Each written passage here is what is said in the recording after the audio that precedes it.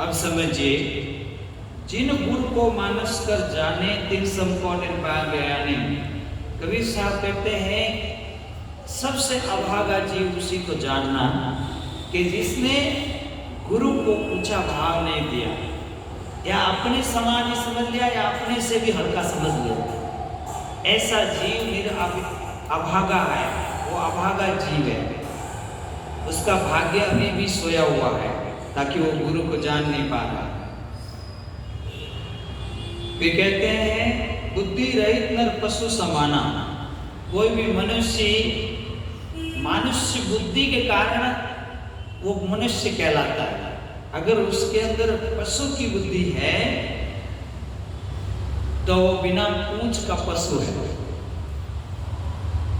विश्व विशेष विदित प्रभुताय, अर्थात विश्व में विशेष अगर कोई महिमा है तो गुरु की है। इस दुनिया में प्रभु है प्रत्यक्ष रूप में तो वो गुरु जी है। ऐसा भाव होना चाहिए। इस दुनिया में अगर परमात्मा साकार रूप से आए हैं तो मेरे गुरु हैं, ऐसा भाव शिष्य का होना चाहिए। कहते हैं गोविंद से गुरु को है भाई। गोविंद से भी बड़े गुरु होते हैं। हे मेरे भाई, गोविंद है ना, भगवान से भी बड़े गुरु होते हैं। सत्पुरुष से भी बड़े गुरु को समझना। गुरु प्रताप भव मूल विनाश। गुरु की कृपा से जन्म मरण की बीमारी का जो मूल है उसका नाश हो सकता है। विमल बुद्धि व ज्ञान प्रकाश है। आपकी बुद्धि विमल हो सकती है, आपके हृदय में ज्ञान का प्रकाश हो सकता है अगर आप गुरु को ऊंचा भाव देते हैं तो। वे कहते हैं गोविंद की मायावश प्राणी। गोविंद मतलब राम जी सारे खुदा मालिक के लिए यूज किया है शब्द गोविंद। दो प्रकार के गोविंद होते हैं। एक कृष्ण भगवान को भी गोविंद कहते हैं।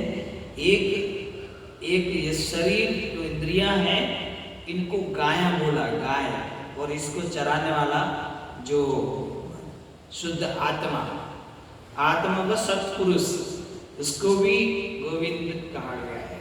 वो एक क्षेत्रीय ज्ञान है। अर्थात इस शरीर को चलाने वाला जो गोविंद है, सत्पुरुष परमात्मा है, तो कहते हैं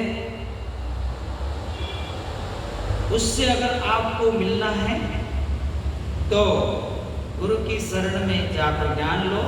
और मायावी गोविंद जो 3 लोक के मालिक है कृष्ण भगवान, तो यहाँ पे निरंजन निराकार रूपी जो गोविंद है, तो उसकी वश में, उसकी माया के वश में सारा संसार है। भुगते दुख 84 खानी। माया में पड़कर जीव 84 लाख योनियों की यातनाएं भोग रहे हैं। फिर कहते सुख अखंड नर भोगे जाई, सत्यलोक में वासा पाई। गुरु को उच्च भाव देने वाला प्राणी और गुरु के आदर्श पर चलने वाला, ज्ञान सुनने वाला, आदर्श पर चलने वाला, जीवन में ज्ञान को उतार कर चलने वाला, वो सत्यलोक में वासा पाई, वो सत्य को प्राप्त हो जाता है। ये कहते हैं गुरु से श्रेष्ठ और जग को जग में नहीं। यानी गुरु से बड़ा संसार में और कोई नहीं समझता, और श्रेष्ठ कोई नहीं। हरि वंशी शंकर को नहीं। हरि विष्णु शंकर महादेव, और उनसे बड़ा कोई नहीं। वंशी यानी ब्रह्मा, यानी ब्रह्मा विष्णु महेश से बड़ा कोई दुनिया में है तो हमारे गुरु, और कोई नहीं। गुरु से श्रेष्ठ और कोई नहीं है, याद रखना। गुरु ही ब्रह्मा है, गुरु ही विष्णु है, गुरु महादेव साक्षात परब्रह्म परमात्मा सत्पुरुष। गुरु को ही समझना, या समझने की बात कही है, मानने की बात कही है। ये कहते हैं स्वत बंधु सुत पितु महातारी। आपके माता है, पिता है, कुटुंब कबीला है, तो आप उनका भी पूजन करना यथा योगी, पर वो कभी गुरु से बड़े नहीं हो सकते। आत्मज्ञानी गुरु से कोई बड़े नहीं हो सकते। जो आत्मज्ञानी गुरु है वो सब आपका कुटुंब है, आपका परिवार है, आपके वही माता है, वही पिता है, ये भी याद रखना। कहते हैं जीव आत्मा के माता पिता गुरु ही है, शरीर के माता पिता है, बिना माता पिता के शरीर बनता नहीं। तो उन माता पिता की भी यथा योग्य सेवा करना। परंतु इस जीव आत्मा के सच्चे माता पिता गुरु ही है, सच्चे देवी देवता गुरु ही है, सच्चा भगवान भी जीव के लिए गुरु ही है। क्योंकि निराकार निज रूप है, परमात्मा को निराकार कहा गया, तो आकार रूप में किसको देखोगे? गुरु को ही देखोगे। निराकार निज रूप है, प्रेम प्रीति से सेव, और जो चाहे आकार को तो गुरु ही प्रत्यक्ष देव। कबीर साहब की साथी में बताया कि परमात्मा नहीं दिखने वाला है, परमात्मा निराकार है, ऐसा अगर मानते भी हो तो प्रत्यक्ष रूप में अगर तुम्हें ईश्वर का दर्शन करना है तो गुरु के रूप में ही आप ईश्वर को मानना, साहिब को मानना। निराकार निज रूप है और प्रेम प्रीति से सेव, जो चाहे आकार को गुरु ही प्रत्यक्ष देव। जाके रक्षक गुरु धनी सके काल पर। और एक चीज को और याद रखना, आपको कोई दुख है, तकलीफ है, कोई भी समस्या में आप फंसे हो, अगर आपकी गुरु भक्ति सच्ची है, पक्की है, तो आपको कोई भी समस्या से गुरु उबार सकते हैं। गुरु शक्ति सबसे बड़ी शक्ति है। परंतु आप क्या करते हो? गुरु को कम समझते हो, देवी देवताओं को ज्यादा बड़ा समझते हो, राम जी साहिब खुदा मालिक को बड़ा समझते हो, इसलिए आपकी समस्या का समाधान नहीं होता है। अगर आप पूर्ण गुरु भक्त होते हो, हर समस्या का समाधान होगा। तो आप रामायण में देखते हो कि सीता को जब सीता के पति राम जी निकाल देते हैं और वो कहाँ जाते हैं? गुरु आश्रम में रहती है, वाल्मीकि आश्रम, और वहाँ पर लव कुश का जन्म होता है। और लव कुश गुरु भक्त होते हैं, पक्के गुरु का ध्यान करके हर काम करते हैं। लव कुश जब छोटे होते हैं तब इधर रामचंद्र जी अश्वमेध यज्ञ करते हैं, घोड़ा छोड़ते हैं, वो दोनों बालक उस घोड़ा को पकड़ लेते हैं और पकड़ करके रोक लेते हैं। तो पीछे राम जी की सेना आती है और जो भी घोड़ा पकड़ेंगे वो समझ लो कि वो युद्ध को निमंत्रण देते हैं। तो जब युद्ध होता है बालकों के बीच में, उत्तर रामायण में होता है, तो बड़े बड़े योद्धा राम जी के हार जाते हैं। हनुमान जी को बंदी बना दिया जाता है। वो दो बालक ही लव कुश ही इतना खेल करते हैं कि हनुमान जी को बंदी बना देते हैं। भरत जाते हैं, उनको बंदी बना देते हैं, पूरी सेना को मूर्छित कर देते हैं।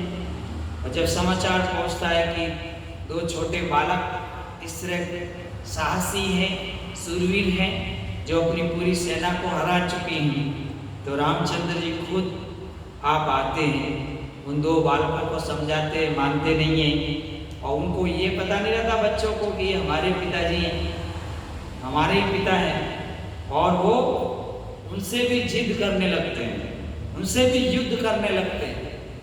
तब उनकी माता को, उनके गुरु को पता चल जाता है, तब वो आके बीच में युद्ध रुका देते हैं।